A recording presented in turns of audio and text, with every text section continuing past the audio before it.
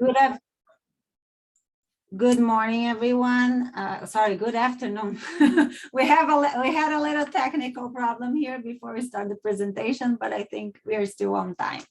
So my name is Natalia Ranovich. I am a lawyer, a business and IP lawyer, and it's an honor to be today here presenting for PACE. Thank you, Suandoa, for the invitation.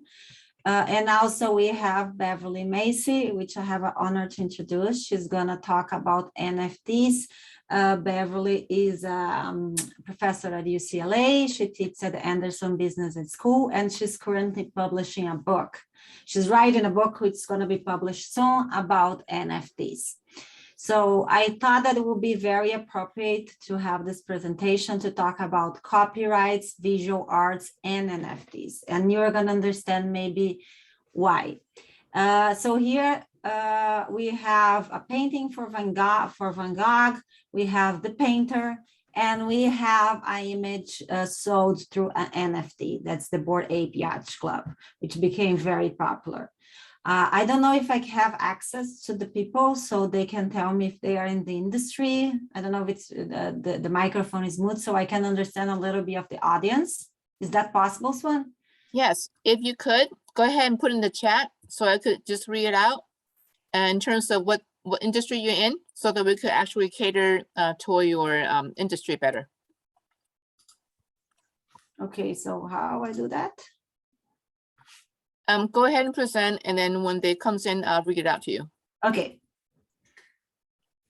So today we're going to talk what we're going to talk about today. Okay, here is the chat. So let's see, I can open the chat. So just so I can tailor the presentation. Design, perfect. You are in the right presentation. Social media, dropping our first NFT. Congratulations. Sneakers, creative industry, graphic design. So I think the other audience is pretty much about visual arts and design, and I'm gonna explain better when we get there. So what we are gonna talk about today. First, we are gonna talk about what is intellectual property and why it's important. So to understand, because there is copyright is inside of intellectual property. So we need to know what intellectual property is first, because everybody keeps saying IP, and we are in the Web3. So the Web3 will be mostly about selling and buying IP. So you need to understand what IP is. Then we're going to talk about copyright fundamentals. So what you need to know, basic terms about copyright. So what is copyrights? What types of works can be copyrighted? What is a work for hire? And also fair use.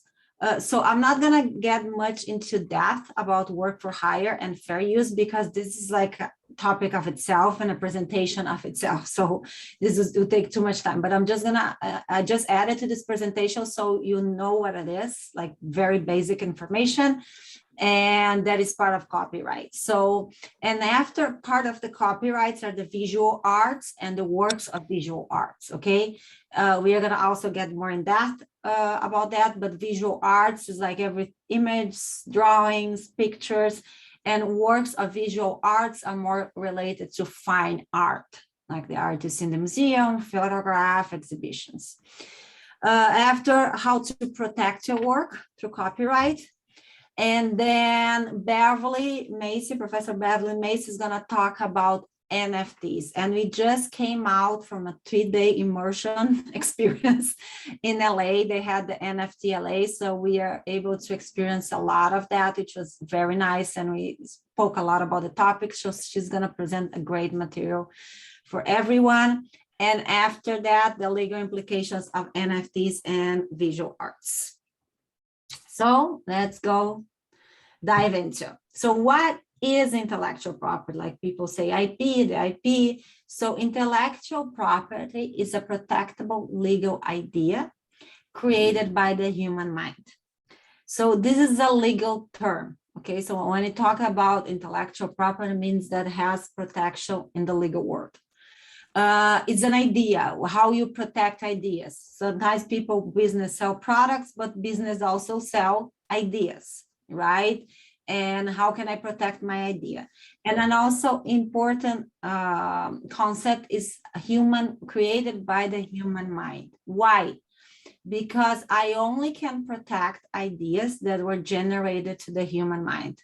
Meaning I cannot have an idea protected by artificial intelligence, and I cannot have IP for let's say image or something created through algorithms, because they don't come from the human mind. But we are going to talk a little more about that. So you mainly have 4 types of intellectual property that are described in the law. So what you write or create, that is protected to copyrights. Then you have the name of your products or service. Let's say you are a company, you sell soap. Your soap has a name. The name of your soap is protected by trademarks, because it's how differentiate, is the name that differentiate your products or service from others in the market. Then another intellectual property is considered the trade secrets. Okay, trade secrets is something unique to your business and that you should keep secret. Okay, for a good example of a trade secret is the Coca-Cola formula, because nobody knows the formula, and it's a trade secret of the business, how they make the Coca-Cola. People who joined as employees, the company needs to sign a no disclosure agreement to make sure that they are not going to say anything about the formula to any third parties, or they're not going to disclose the formula. And the important things about trade secrets is that you don't have a place to go to register your trade secrets. So here a contract is important, and that's why people sign NDAs. Then you have the 4th type of intellectual property, that is what you invent. Inventions are protected through patents. Let's say I create a new machine that does not exist in the market. So I protect the process that leads me to the machine, not the machine itself, not the end product.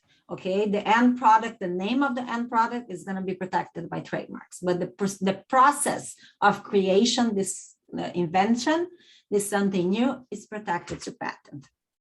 Okay, so we have copyrights, trademarks, trade secrets, and patents. And we only going to talk today about what you write or create that is protected to copyrights. So why we are going to talk about intellectual property? As I mentioned before, IP is an important and valuable asset. You can monetize on it. You can license, you can assign, you can put on products, so you can make money. And we are getting to, like I mentioned before, we are getting to the Web3. Web3 is all about selling and buying IP. It's a new economy that is being created, a new way of a model of finance where people can make money through the internet. So it's all based on the IP, okay, in the idea. And as I mentioned, what are NFTs, digital art, people are talking a lot about it. It's just about buying and selling IP, how I can attach royalties to my digital work. Also, IP protection grants you the exclusive right to control or sell your work. Okay, so once you have the IP, you are the only one who can sell or distribute or display your work. What happens if you don't protect your IP? Let's say you have an idea that is protected to trade secrets and you don't make an NDA. Someone can steal it. And how are you going to prove that the idea was yours? That would be a lawsuit, a huge lawsuit, and a lot of money spent with attorney's fees involved. So it's very important that you protect your idea before you start disclosing to everyone. So now we are going to talk about one specific type of intellectual property, which is copyright. So here are the copyright fundamentals, okay? What is copyright? What is work for hire? And what is fair use? What is copyright? Okay, copyright protects an original idea fixed in a tangible medium of expression for which can be perceived, reproduced, or communicated directly or indirectly, or with the aid of a machine or a device. So let me translate that. Okay, so what is an original idea? So I put in bold here the important words that I think that you need to register. So original idea means something that does not exist. Okay, something that already exists, I cannot get copyright for it. Also needs to be fixed in a tangible medium of expression. What does that mean? Something I can see, touch with my eyes, or hear. And also the way when I fix my idea in this tangible, something that I can touch, see, or, when I fix that, this needs to be permanent, cannot be temporary. I cannot create a digital image that is gonna disappear in 5 seconds and get copyright for that. No, that won't be possible. Okay. And another very important information is that when I get a copyright, cannot be something that must be something non-utilitarian, so not useful. Let's say, for example, I have this idea of a lamp, and then I design the lamp. Can I register as a copyright? Not necessarily, because the lamp is useful. I'm gonna use for a specific purpose, and also there is a use aspect of it. But let's say different. Let's say I create this lamp, which has, there's a case law about that specific case of the lamp, but is a cat attached to like in the middle of the lamp. So that cat could be detached from the lamp. Then I have copyright. Why? Because I have something that is non-useful. The cat is not a lamp itself, and it can be separated. But that's it's a kind of complicated concept, okay? But cannot be something useful. So coming back, what is copyright? Our original idea created by the human mind, fixed in a tangible medium of expression. So it's very important to understand why the human aspect of it, because now there's a lot of images that have been generated through artificial intelligence or algorithms. We have to understand where is the human aspect of it, because it's only the machine generating the image. So if that's the case, we won't have copyright. And I put here the C sign. You probably saw this before. This is when something that was the notice of copyright that was very useful in the past and was required. It's not required anymore. That when you get a registration for a copyright, you need to give copyright notice to third parties, meaning you have to put that signal. So that's, if you get a registration, you can use the copyright notice symbol or not. So here are some examples of copyrightable works that are protected. And if you want to learn more about it, I advise you to go to the copyright.gov, copyrightoffice.gov. That is the website where you get all the information. There's a lot of material there. Everything is very self-explanatory. So the type of copyright works that you have, first, literary works, meaning anything that is in words and numbers, books, scripts, softwares. We have the performing arts, songs, jingles, choreographies, podcasts, screenplays, live concerts, visual arts, and that's where we're gonna focus today. Pictorial, graphic, sculpture works, architectural works, and also when we talk about there's sometimes of visual arts that is called for fine arts. There is specific law for that. And also digital content, blogs, websites, video games, and etc. And also motion picture, audiovisual works, you can get copyright for that. So here there are some examples of copyrightable works. You see here are the books, here the painting of Van Gogh, here we have the movie. And also you can have not only the copyright for the movie, but also you can have the copyright for the drawing of the characters. This here is a digital image. Then we have Beyonce performing, which also can be copyrightable. We have a play. Here we have a coding through software, which is also can be copyrighted as a literary work. And then the movies. So what rights do you have when you have a copyright? Okay, copyright grants you the exclusive right to reproduce the work, create new work based on the old work, meaning created derivative works. Let's say you wrote a book and the book become like someone wants to make a movie from the book. So that's a derivative work from the book. The book is the main copyright. So it's like the little child's for the for the main copyright. Okay. So you also get, it gets complicated because sometimes you have the derivative work of the derivative work, but it's all works based on the main copyright. You can also distribute copies of the work to the public. And here we have the for sale.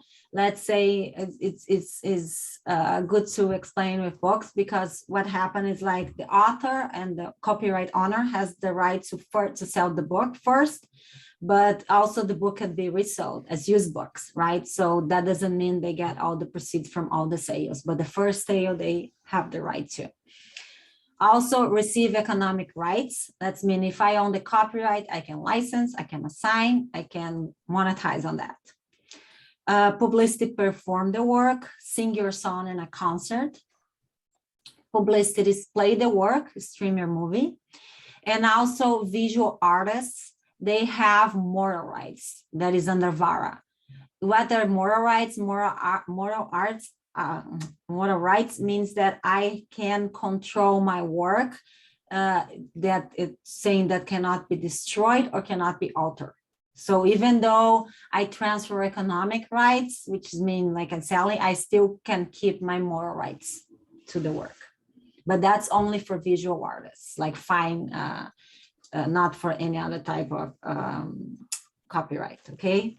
So, and what is work for hire? That's a very important, and I think like a crucial concept inside of copyright, because a work for hire is a work prepared by an officer or an employee within the scope of the employment. What does that mean? If you work for a company and you create a design, and the company is a design company, that means that the company, the employer owns the copyright, not the employee, okay? Because it's in the scope of the employment, the IP that you create. So the employer owns your work. And probably in all employment contracts, you're gonna see work for hire. Another hypothesis that our work is considered for hire, but here when you have independent contractor, is when there is a written agreement signed between the parties and the agreement fall in one of the 9 statutory categories, okay? Which are those categories? Contribution to a collective work, part of a motion picture of audiovisual work, translation or supplementary work. Okay, so if it falls in one of those categories here, and even though it's independent contractor, the work is going to be considered work for hire if there's a clause in the contract saying, a written clause. But why we need to know if a work is made for hire or not? Because if a work, like I said, if a work is made for hire, the author is not going to be who created it, because you have the distinction of when you create a work, you have the author and the person who owns the copyright. The author is who created, and the owner is just who bought, or someone assigned someone the rights, okay? So if you are an employee, you're never gonna own the right to the copyright, okay? You are not gonna be considered the author. And also independent contractor. But if you are independent contractor and you did, let's say you don't fall in one of those 9 statutory categories, but you wanna purchase the IP, the copyright, what do you need to do? You need to make an assignment, okay? An assignment is a formal document or a clause in the contract in which you purchase the rights. And then you have the entire rights, okay? So, but even though, let's say, Beverly wrote the book and I purchased the rights for her book through an assignment, which means she gave all the economic rights for myself. She always going to be considered the author. I cannot be considered the author. Different in a work for hire concept, okay? Because then if she wrote the book for something related to the work and it's in the scope of the work and the employer owns the work, the employer is the author. So fair use and copyright, this is huge, but I wanted to know just the basics, okay? So fair use is a defense someone use if someone comes and claim that you use copyrighted work, that you are not allowed to do it. Okay, so fair use is any copying of copyrighted material done for a limited and transformative purpose, such as a comment, criticize, or a parody or a copyright work. Those categories here, comments, criticism, parody, they are not, I'm going to say per se, characterized as a fair use, because you need also to apply a 4-part test. And this is done case by case. Okay, so to analyze if it's a fair use or not, you have to go to this 4-part test, meaning first you have to analyze the purpose and character of the use, if it's commercial or educational. Okay, of course, if it's educational, there is a presumption that it's fair use. Also, the nature of the copyright work, like I said, commercial use, the amount and substantially portion used in related to the copyright work. So let's say you use just a word or a phrase and from the entire book. So that counts also. And the fact of use upon the potential market for value of the copyright work. Let's say if they use diminish the value of the copyright work in the market. So like I said, it's a case-by-case analysis. There is not a one-size-fits-all solution, and it has to be analyzed. So now we're gonna get into the visual arts, which is the type of copyrighted work. The law is a little bit complicated because the law has 2 definitions for visual arts, okay? Visual arts and works of visual arts. When you talk about visual arts in general, which is copyrightable, it could be pictorial, graphics, sculpture works, and architecture works. But when I talk about works of visual art, I'm gonna read the legal definition, but just to move a little bit forward, this is fine art, okay? And fine artists like have a special piece of legislation dedicated to them, which is VARA, okay? But visual arts, like I said, picture, graphics, sculpture work, architectural work, and here you can include digital images. Okay, if you were an architect and you create this space with digital image, can be protected. You create a piece of digital image, any type, that is protected to copyright. So in here, like I said, a work of visual art is different because it's considered fine art. Is a painting, drawing, print of sculpture existing in one single copy in a limited edition of 200 copies or less than that. And they need to be signed and numbered by the author in order to be characterized. And also you can have a photography. It's considered also work of a visual art. It's the same, existed in a single copy, signed by the author for a limited edition of 200 and or less copies. And the law said that you never can have a work of visual art if the work is made for hire. Okay, so if the work is made for hire, forget about a work of visual arts, protection.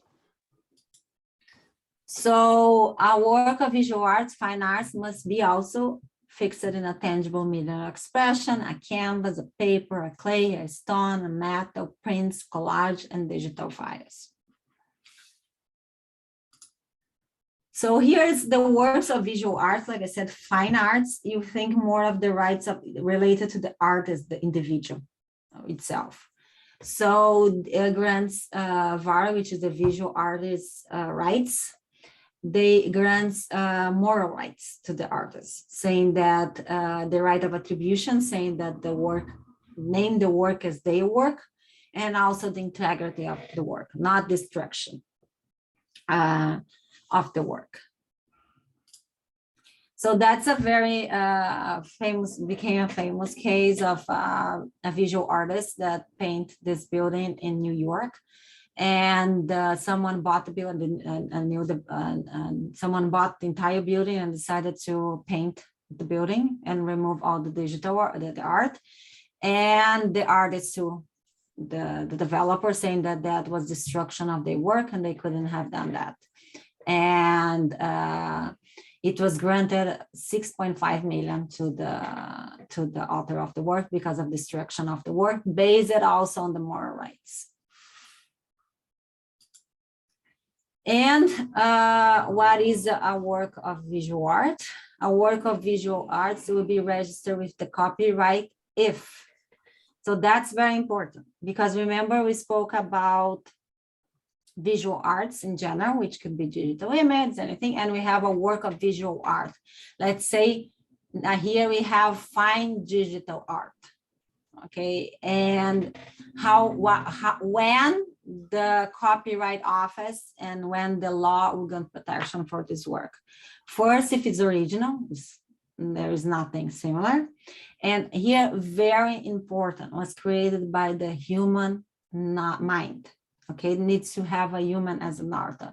Was a case decided by the Copyright Office now in February 14, by a copyright application filed by Stephen Toller. So what he tried to do, you see this image here? He created this image called A Recent Entrance to Paradise. And in the application, he said that the author was a machine and was a work for hire, the machine. And the Copyright Office rejected the application because the Copyright Office said it's the nature of the copyright law that only a human can create copyrighted work. And so they rejected the copyright application. So why we are talking about this, and I think this is very important for our presentation, because what I sensed from the audience is that you are artists and you probably, what you're doing is digital art. So you need to know when your digital art would have protection through the copyright law. And will have protection, you have to analyze if the machine or the whatever tool you are using will be something that is accessory to your work or is creating the work, self-executing the work. Because if it's self-executing, you won't have any IP attached to the image because it's not protected to IP. So how do you protect your work? Okay, so you have a copyright, you don't need to register anywhere in order to own the rights. Okay, if you just create, you have the idea, you put in something that you can see, touch, you distribute to the public, then it's protected. But it's very important to register your work with the Copyright Office. Why? Because if you don't register, you lose some rights. You don't give a public notice of your work. You cannot claim statutory damages or damage established by law. You cannot, someone copy your work, you cannot make them pay attorney fees and costs, and you cannot file a lawsuit for copyright infringement. You can file under common law, which is way more complicated, but not through copyright law, not a copyright infringement under copyright law. So to file for copyright, you can do yourself, or you can seek help of attorney. Like I said, the copyright.gov website is very self-explanatory. Everything is done online and it's easy and it's not expensive. Like the fees are $65 per work. So if you are interested in register your work, you can go and search for the information. So finally, what's the duration of the copyright protection is the life of the author plus 70 years. After that, it goes to public domain, anyone can use it. And now we are gonna talk about the most fun part of this presentation, that are NFTs and visual arts. Okay, so why we had all this conversation about IP and copyrights? Because what you've been seeing as an NFTs are digital images that could be protected through copyright, and you are attaching the royalties to smart contracts, and you are making money on that. Okay, so you need to understand about this. Here I put some examples about the CryptoPunks. Oops. CryptoPunks, the Bored Ape Yacht Club, and CryptoKitties, which are the most famous NFTs. And one for you to have an idea, you probably know about that. CryptoPunks were sold for 23 million. So there is an entire shift in the economy going through this, and it's all about monetizing your IP and how we can make money with that. So now it's my pleasure to end this part of the presentation and let Beverly talk about NFTs. Okay, thank you so much, Natalia. That was brilliant, really and truly. And I appreciate that a lot. Let me get my screen up, everybody. And I'm so excited to meet you all. Everybody can hear me, yes? Let me go back a little bit here. Okay, I am going to talk in a very general way because this is actually, I just did a 4-hour class on NFTs and Web3.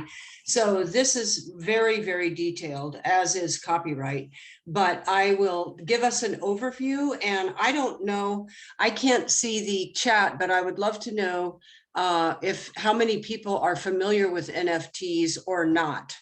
If you could just say yes or no in the chat, that would be super great. We could kind of get a flavor for it. At any rate,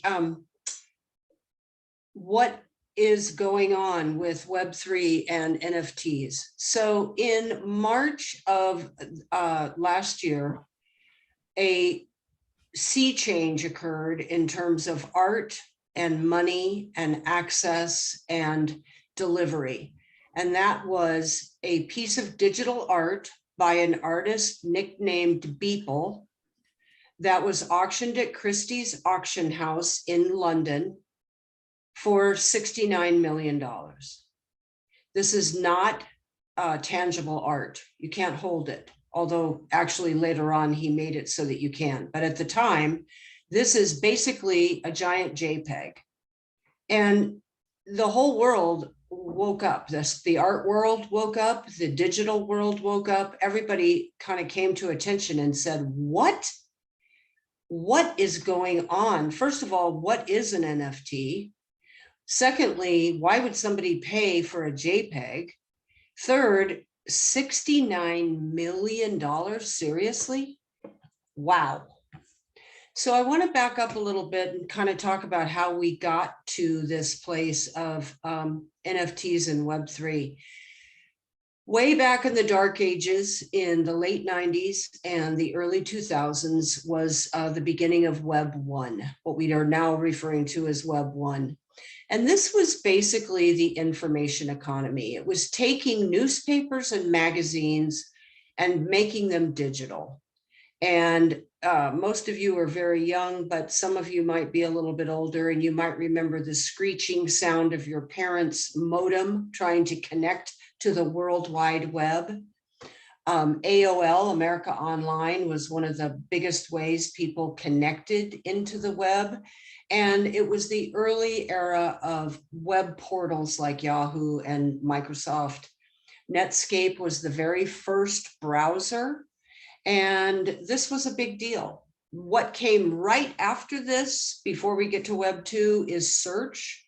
And search absolutely changed the world. So search became, in the beginning, there were a number of search engines. It all boiled down to Google ultimately, even though Yahoo has a search engine and Microsoft has a search engine. Really, it's Google it. And that is when it becomes a verb, you know you've made it there.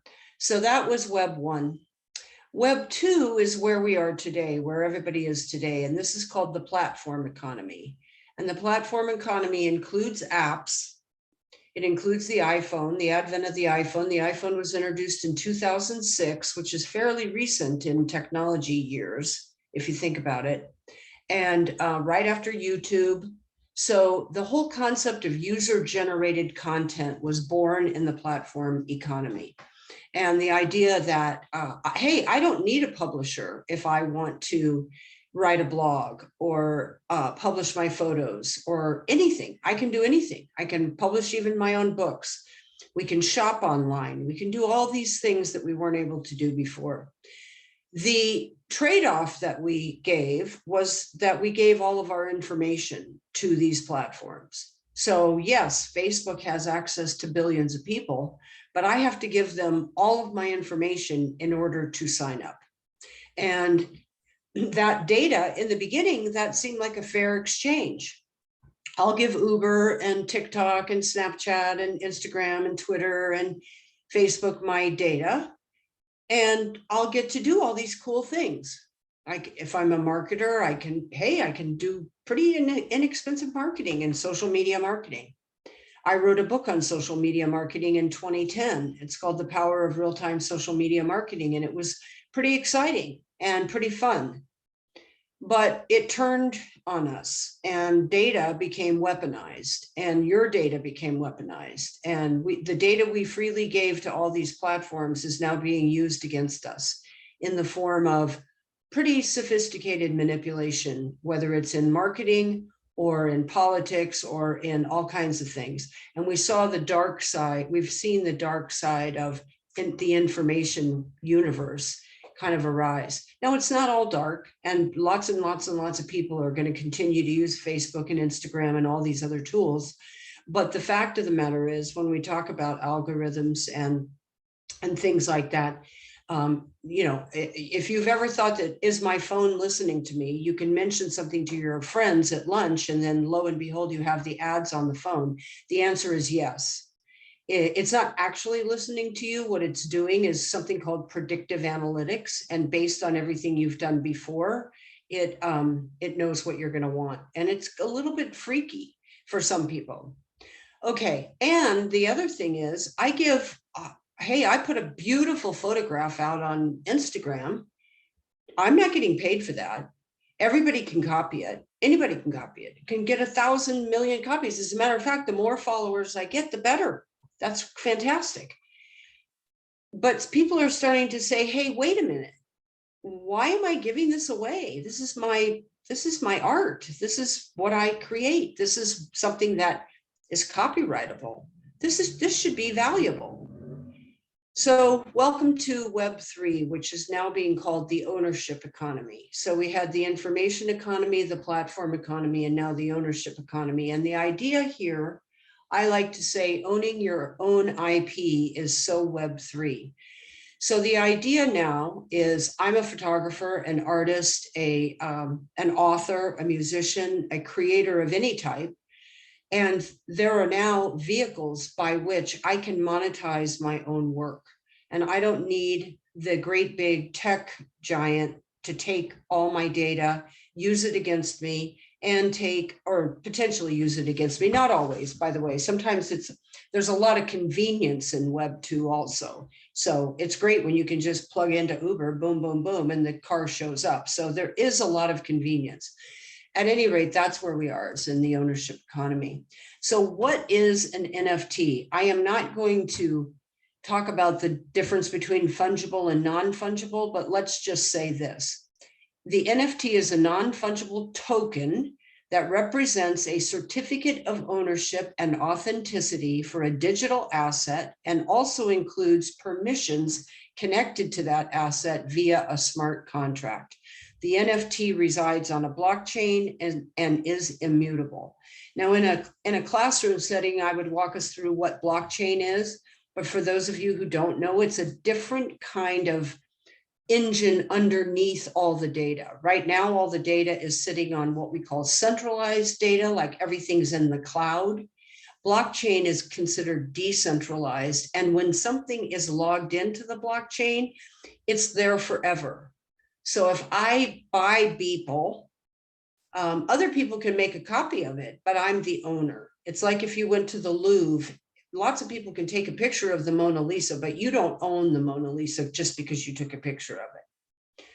But with NFTs, I can actually have a certificate of authentication. So the blockchain is, as I said, a continuously growing list of records called blocks, and they're linked together in something that's called distributed ledger technology. And I'm a geek, and I could spend a lot of time on this. There's actually a video that I normally would share. I'm going to skip that today in terms of time, but basically we can log things into the blockchain and other people can look at the blockchain. You are anonymous on the blockchain. Now, in the early days, the blockchain and cryptocurrency was used in nefarious ways. Now it's coming into the light of day with regulation and a lot of other things, and it's changing. So where are these NFT marketplaces? Kind of like in the early days of Web 2, there was eBay. You know, people said, oh, hey, I have, you know, this room full of furniture and I'm going to be moving. I wonder if I could sell it somewhere. And lo and behold, yeah, you can go to eBay. So who's going to be the eBay of NFTs? Probably OpenSea. OpenSea is the ship icon that you see up there. It's one of the biggest marketplaces for NFTs right now. They trade billions of dollars of NFTs every month. I mean, it's really a big deal. And these are some other, the R stands for a platform called Rarible. Organizations like the NBA, the National Basketball Association, have their own closed system. Think AOL for NFTs. In other words, it's its own system. It's called Top Shot, and they are selling NFTs. Think of sporting trading cards, that type of thing. So these are some of the different marketplaces. Now, what's really critical about the NFT universe for the creator, for the person who creates the art or the picture or the audio or whatever it is the royalty and copyright situation. Because there's a smart contract associated with the digital asset, i.e. the JPEG, in the old days, you create something, you sell it to somebody, they sell it to somebody, and that's it. You never get paid. It's what Natalia talked about with first sale. When a painter creates a painting, I sell a painting for $5,000. Then you buy it. Then 10 years later, you sell that same painting for $10 million. I, the artist, never get anything from the 10 million. You do. But with a smart contract, the creator can take a royalty piece for every time it changes hands. So this is pretty exciting. I think am I getting the hook, Natalia? Do you want me to keep it? Yes, continue, please. Oh, Yeah. okay. And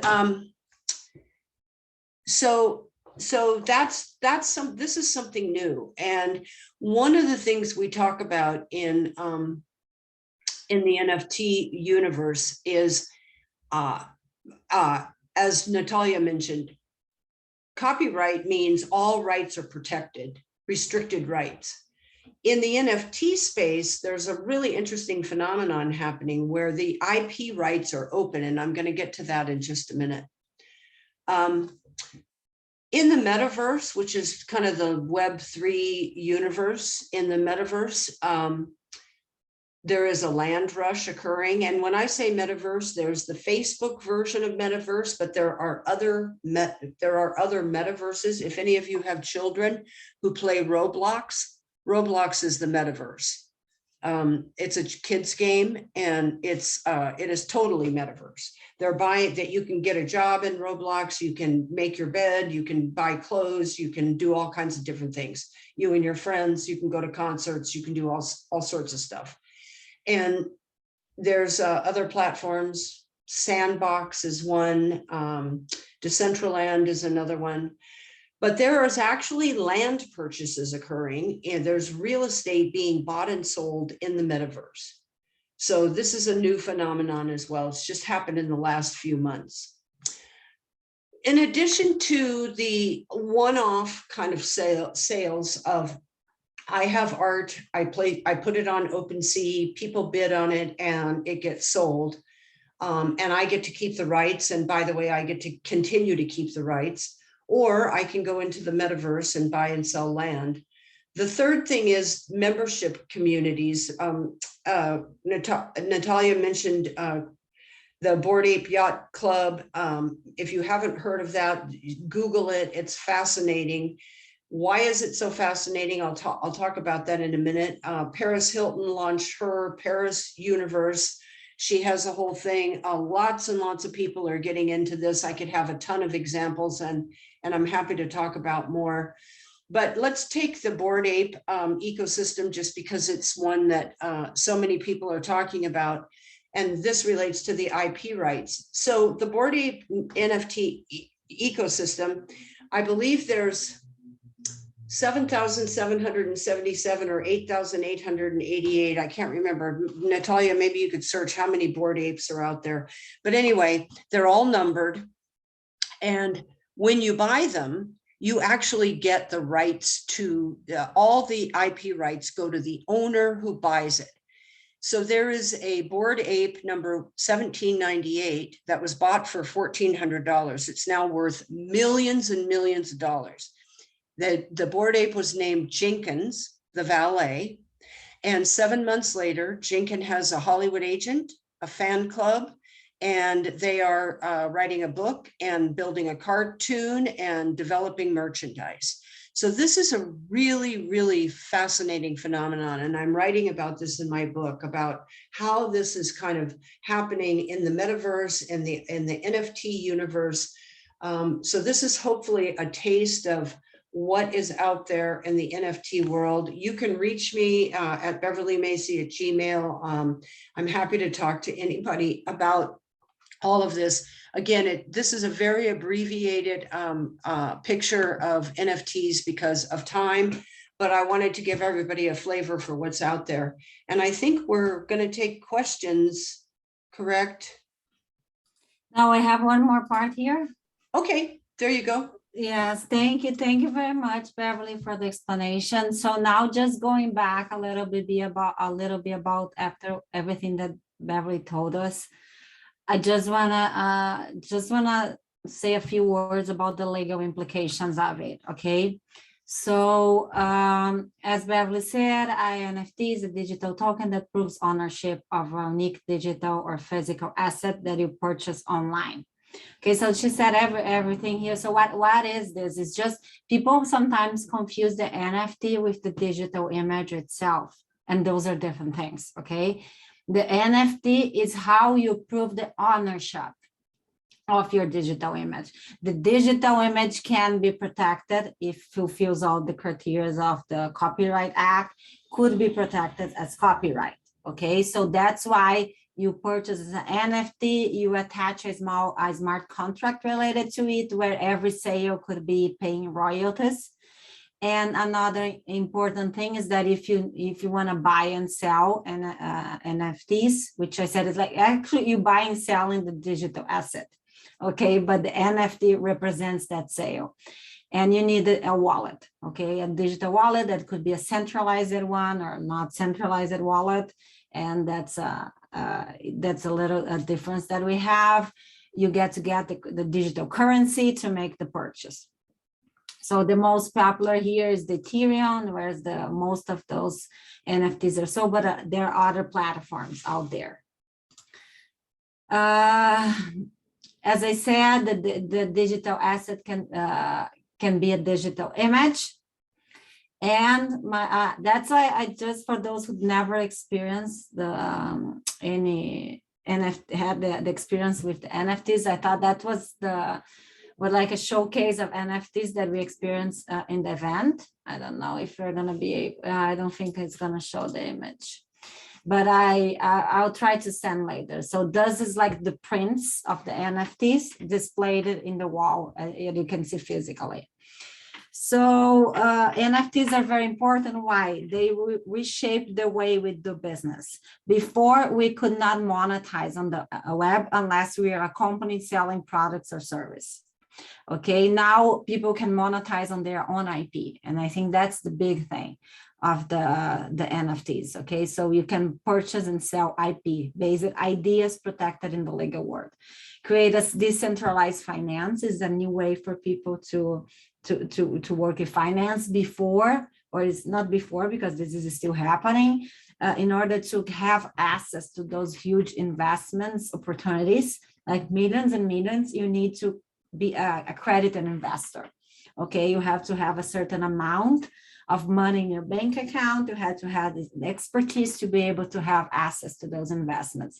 And now this has been democratized. So because everyone can, like you see the apes, it's like millions involved, and we are not considered accredited investor. I don't know if that's might change, regulations might come, but that's what is happening now. And the most important thing, transform the way you sell and buy your IP.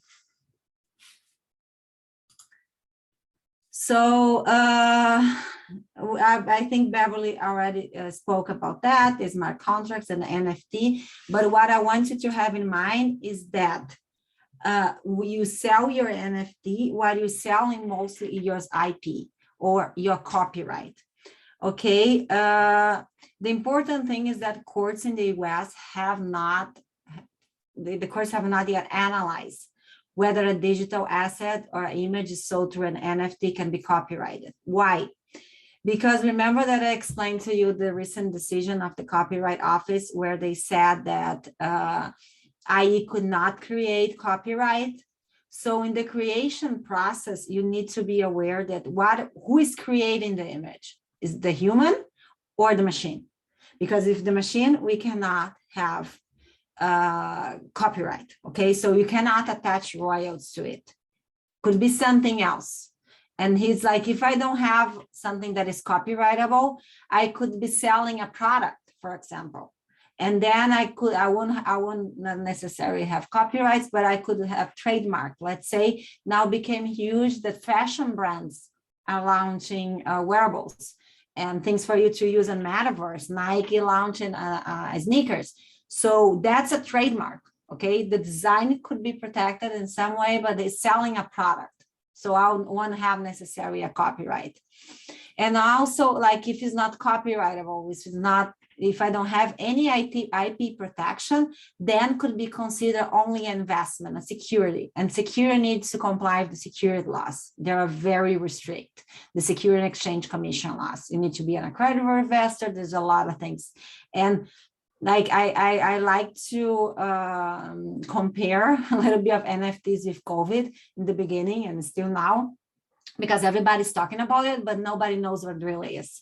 Everybody's still figuring out when you have IP, when you have not IP, security. So I'm not an expert in NFTs. I'm just trying to figure out what they are. And here's my contact information. If you need, I'm not here to give legal advice. This is for educational purpose only, okay? And I'm not gonna answer legal questions, but what I want you to learn here, and thank you, Beverly, so much for helping me here with that, is like, what is IP? What is copyright? How digital images can be protected to copyright? And how you need to protect your work. So those are the main things that I would like you to finish this presentation with that knowledge. And I hope we achieve that goal. So thank you very much. Thank you, Natalia. And thank you so much, Beverly, for your time today. And thank you everybody for joining. And do you have a few minutes for questioning? We have half an hour to go, or maybe less, depending on how many questions you have. So the first question is from Mike. Mike asks, what if something is in a public domain, but of a famous figure like Michael Jackson's and so far? How do you guide the level of sufficient amount of original work to earn your own copyright and not infringing on other name, images, or likeness? Yeah, because you have two separate things there, okay? One thing is the copyright, which is in the public domain, that could be a drawing. The other thing is the likeness, the rights of publicity, the name and likeness of the person. That's not copyright law. That's something completely different. That's privacy. That is the right that I have so someone cannot use my image. And the fact that you have something that became on public domain doesn't mean that there's not an image attached to it, which only the person who owns the image or has the right to explore. So there are two different things, and you need to analyze case by case. So the next questions, I believe, go toward Beverly. Katrina asked, so you copyright the image, then you purchase the NFT, or can you purchase the NFT without the copyright? Well, it's all getting worked out. Natalia, what would you answer to that? Now, one thing is the digital image. Okay, that was I was trying to explain. That is digital image could have copyright protection. Okay, so the owner would seek the copyright. You don't need registration. Registration will be good. But then when you mint your digital art NFT, yeah. in an NFT, then you attach a certificate of authenticity. It's authentic and it's unique. You own that.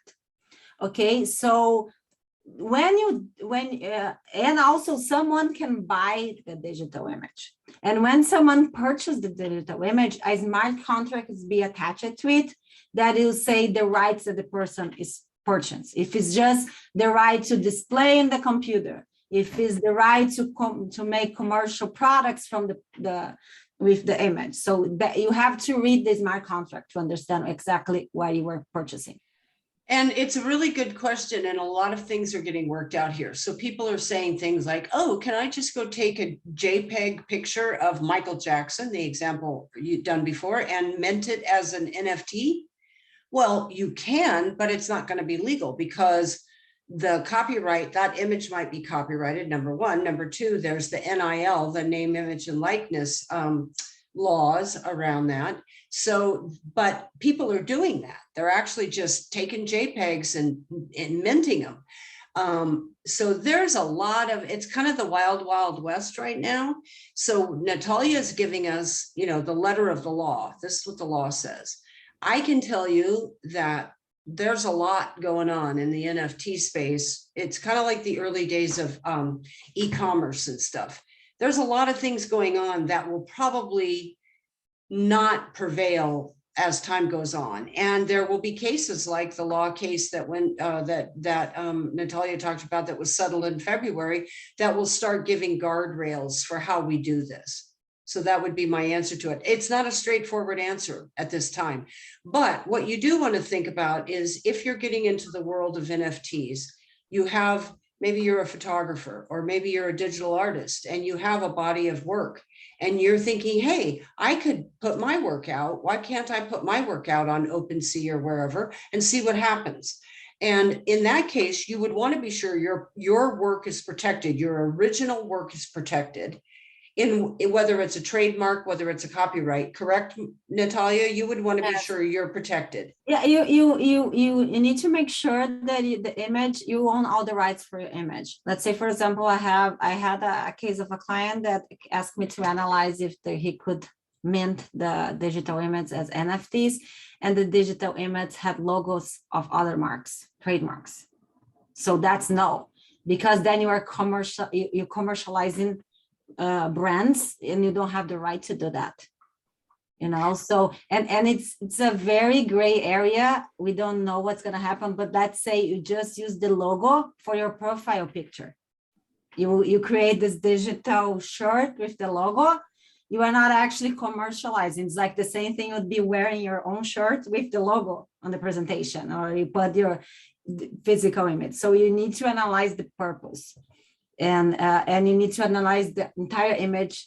And this is Beverly explained. We had the web one, which was only research, right? We are using for information, to gather information, to learn. Web 2, social media, interaction, communication. Now Web 3 is all about ownership. I own everything that I put on the web, right? So I own, and not on the ownership doesn't mean exactly that the only fact that you put some in the web is yours. You need to analyze if everything that you are putting there, you have to make sure that you really own everything, especially when you create the image. And Katrina just asked about when you mint something, you have to put percentages of what you want to resell on all of it. Yes, you do. And that's what the smart contract is. So right now there is a clamoring for developers who know how to write smart contracts. When we say smart contracts, these are written on the blockchain. They're not contracts like Natalia would write a legal contract. Although some big NFT collections are combining both smart contracts and traditional IP contracts to really and truly protect themselves. The way that an organization like Bored Apes got around this is they just said, you know what, we're going to give everybody rights, have Bored Apes all over the place. Now, if I own a Bored Ape and I want to protect my rights to that Bored Ape, like Jenkins, then I can make that choice, but it's not going to come from the originator of Bored Apes. So it's a really interesting shift there. But the answer to your question, I think it was Katrinka is correct. The smart contract can determine the percentage that the owner will get and anybody else will get in perpetuity. So you can set that up for as long or as short as you want to. So it's really intriguing for musicians. Musicians are the next big, the art world has kind of, I don't want to say conquered NFTs, but they're getting more and more familiar with it, and lots of artists are launching NFT works. Now the musicians are starting to get into it, and rappers like Snoop Dogg has a whole label that's going to be focused on NFTs, and he's going to release. It was just announced today. He's going to release a whole bunch of for previously not released music as NFTs. And the interesting thing is there's no record company involved in that. There's no publisher. He will own all of it. Yes, 100%. Yes, that's right, Jill. The musicians are really behind it. Now, I will make a confession about the NFT universe. The onboarding of is terrible. The user experience is really, really hard. Why? Because first of all, right now, you have to buy cryptocurrency. Everything is in cryptocurrency. So you have to have what's called a crypto wallet. And then you have to be able to buy cryptocurrency for that wallet.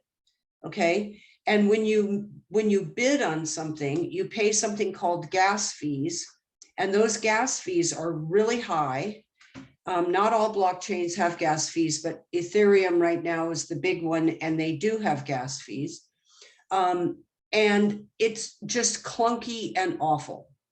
What is coming, most likely, Coinbase is one of the biggest cryptocurrency exchanges, and Coinbase is announcing a credit card enabled NFT buy and sell process. Now, the problem with that is that credit cards are centralized and blockchain is decentralized. And so there's a little bit of philosophical clashing going on between the two of those. But this has to get easier before it gets mass adoption. It's just too hard. If there's a musician that I love their music, buying that music is complicated as an NFT. I minted something just to test it out. It took me all afternoon because I could not convert the crypto into my wallet.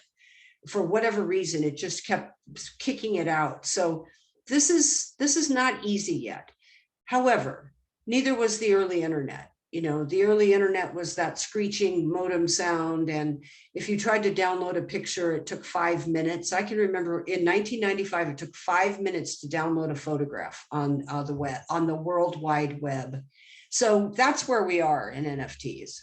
We're so early. Now, the exciting thing for business people is that you can start thinking about it, and you can start talking about it and getting educated about it and learning more, because it's coming, and there might be opportunities for you. There are people who think that one day everything will have an NFT, your mortgage, your insurance documents, land titles, anything that you need to prove ownership to will have an NFT associated with it. So right now we're focused on the arts, but there are people who are looking at practical business applications as well. So it's a fascinating time, really and truly.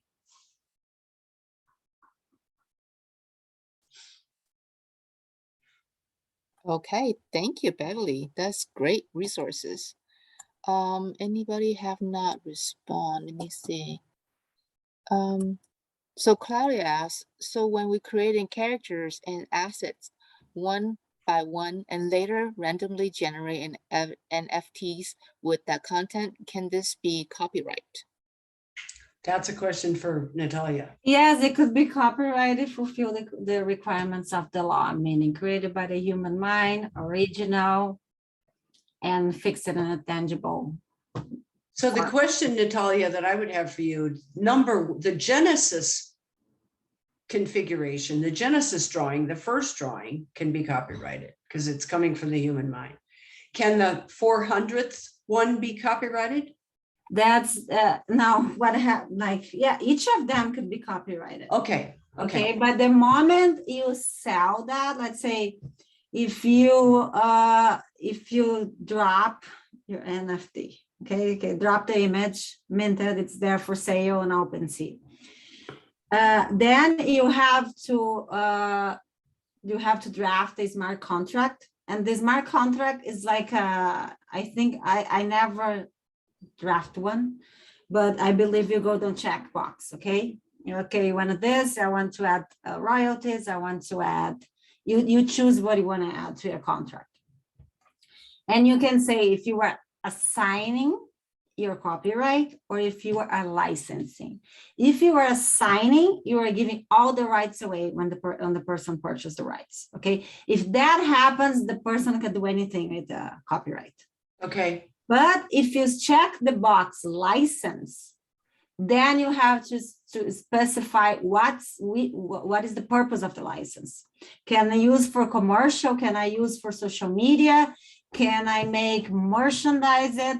And I think the best thing about NFTs, and that's how the world is going to change, is that it's going to become a kind of a share economy. So what happens? Okay, I license to you. That happened with the Bored Apes. They let people use the apes for commercial purpose if they're gonna sell something less than 100,000. But if they create something with that Bored Ape, the Bored Ape people get a percentage. They do, yes. Of what those people created. So it's a win-win situation. Everybody wins. And but that's a detail. It's then also like what I had this conversation with Beverly before, because the smart contract's not that smart.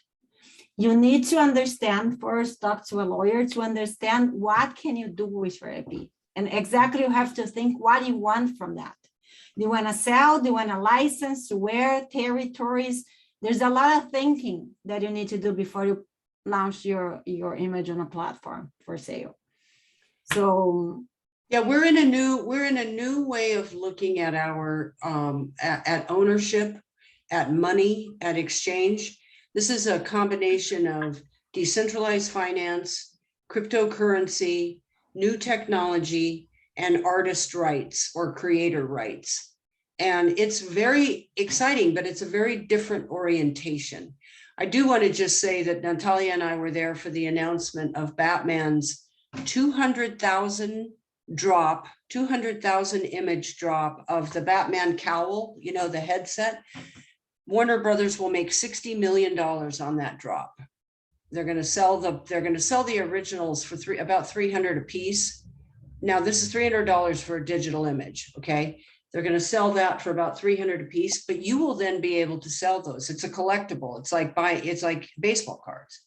And so there's some big players moving into this space, doing some great big things. How does a regular person make an NFT? It's very, very easy, but not really. The way you make an NFT, let's say you have a JPEG of let's say you created some digital art and it's a JPEG. You would go to OpenSea and make an account, and you would have to get your wallet. So you would have to have your wallet. There's a box that says connect wallet. So you would have to have your wallet, and then it walks you through. It says upload your photo here, click, click, click, and it's now on OpenSea. And that's called minting. The problem is nobody knows it's there. Nobody knows that it's, there's a lot of marketing that has to go with it. Okay, can you add an NFT to your own what? What was the question? Can I add it? Yeah, that's a very interesting question because one of the speakers also summarized this whole metaverse and I think things that how he see the future, and I think that's what's gonna happen. Like right now, I don't think you can mint an NFT on your website. You need the platform, but the future will be that every instead of like you have in your homepage, you have your own web page. You're gonna have your own metaverse page, right? So then people, because before you could shop online, but you cannot get inside if your avatar try the clothes, and meet people. So you can interact, and that's going to become an experience. But Beverly can say if we can. I don't think you can. Well, what's happening right now is there are API buttons that can be mint your NFT. Okay, so there are collections that drop and it'll say mint your NFT, but what it's doing is connecting you to a platform in the back. Just like when you do e-commerce, you say, I want to buy this, and it takes you to some kind of platform that you're not seeing. So it's basically taking you into OpenSea or Solana or Rarible or wherever whatever platform they've chosen to use. So that's the answer to that. So yes, you will be able to have a button on your website that says mint this NFT, but and some collections do have that now, but don't just think that you want to just do that without having a strategy and understanding what all this is about. I think there was a couple of other questions and then I didn't see them. They went really fast. I think the other one is how you promote your NFT on your social media platform. Well, there's a whole, number one, marketing is marketing is marketing. Every time you have to market, marketing 101. And most people here, I think, are involved in some way, shape, or form. Your NFT universe is really like a small business, if you think about it. So you need to let people know that you're there. You need to let people know what they're going to get. There's now something they call NFTs with utility. So for instance, let's go back to music. So I'm a musician and I launch an NFT music file. But associated with that, if you pay a little extra, you get maybe to come backstage at my concert, or maybe, Coachella is going to have NFTs. Every ticket to Coachella is going to be an NFT. And you will be able to do different things based on the NFTs that you have for Coachella. So so think about that. There's some really interesting things happening in ticketing related to NFTs. So these permissions can be given. So I can one thing I can do is say, hey, if you buy this NFT, you're going to get this, this, and this. You're going to get a signed copy of my book, or you're going to get some kind of access to something, or permissions for later on. So think of these as loyalty programs. Think of these as NFTs as a marketing tool itself. But yes, NFTs are going to have to be marketed. If you're interested in this, you start going out into your Instagram or whatever, and just start searching on hashtag NFTs, and you will get into the world of NFTs. The interesting thing is that the promotion is still occurring on Web 2, because we're sort of bridging from Web 2 to Web 3. We're not in Web 3 100% yet, not even close. So most of the promotion, most of the marketing is still happening in Facebook, Instagram, Twitter.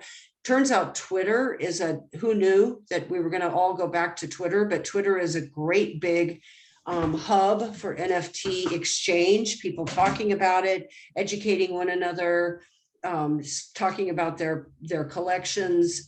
And I would also suggest, that you can search on, just in Google, NFT in luxury brands, and you will get a ton of information. I teach at UCLA. One of the things that we're probably going to be doing is launching, I will probably put together some kind of an NFT course. I'm writing this book on NFTs right now. So, it's coming, and we will all be able to get there. So I hope that's a good answer. It's kind of a long answer, sorry. As someone, Anissa said, Discord, yes, Discord is the place for NFTs. Discord is the quote community building place of NFTs. And a lot of people, when they're launching these really, really large collections, 10,000 collection, like Bored Apes, 8,000, whatever it was. They build the community ahead of time and say, hey, on this, it's like a record drop. They say, you know, on this date, we're going to drop the record, or pre-sales on a book, you know. So it's kind of that thing. And Discord is a hub for NFT community building, as is Twitter. And so it's pretty exciting. So, all right, everybody. Do we have any final questions? Are we finished, or? It looks like we have covered most of the questions. And may I trouble both of you to enter your email again on the chat, or I could just go ahead and share that later on. I'm happy to put mine out. Thank you so much. Beverly Macy at Gmail. So.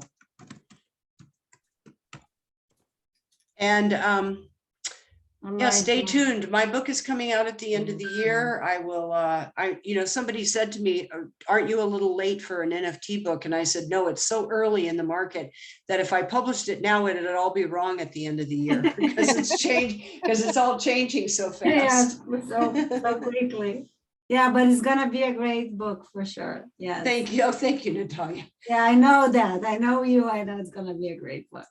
That's great. Thank you so very much, everybody. Yes, Thank the book you, will have an Maria. NFT, Mike. Absolutely. You can contact me. Mike is a former student of mine. Mike, yes, you can contact me. I'm happy to tell you all about it. Send me an email. We'll set up some time.